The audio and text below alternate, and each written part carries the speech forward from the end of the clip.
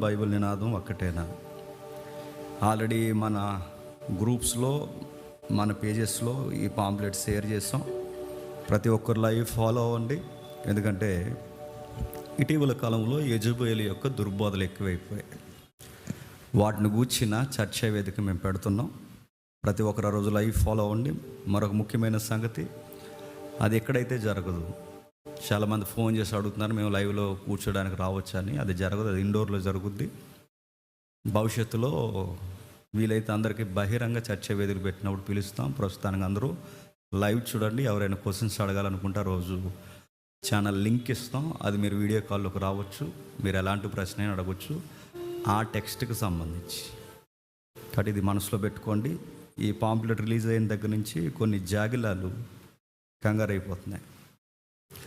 పాంప్లెట్కే కంగారు అయిపోతున్నారంటే ఇంకా డిస్కషన్ జరిగాక మోషన్స్ అయిపోతాయేమో. మరి అది వాళ్ళ కొరకు కూడా ప్రార్థన చేయండి. చాలా డీప్ స్టడీ ఉంది దీని మీద. ఎందుకంటే దుర్బోధలు ఎక్కువైనప్పుడు సత్యం ఎరిగిన వారుగా మనం చూస్తూ ఉండడం సబబు కాదు. సత్యం చెప్పడం ఎంత ప్రాముఖ్యమో దుర్బోధనలు ఖండించడం కూడా అంత ప్రాముఖ్యం. అక్కడ ప్రార్థనలో పెట్టండి. ఎవరైతే మన విరోధులు ఉన్నారో, ముఖ్యంగా దుర్బోధులు, నేను ఇక్కడ మన ఆంధ్ర రాష్ట్రంలో విషయాల గురించి మాత్రం మాట్లాడలేదు. ఈ దుర్బోధలు చేస్తున్న వారు మన సౌత్ చెన్నై వరకు ఉన్నారు.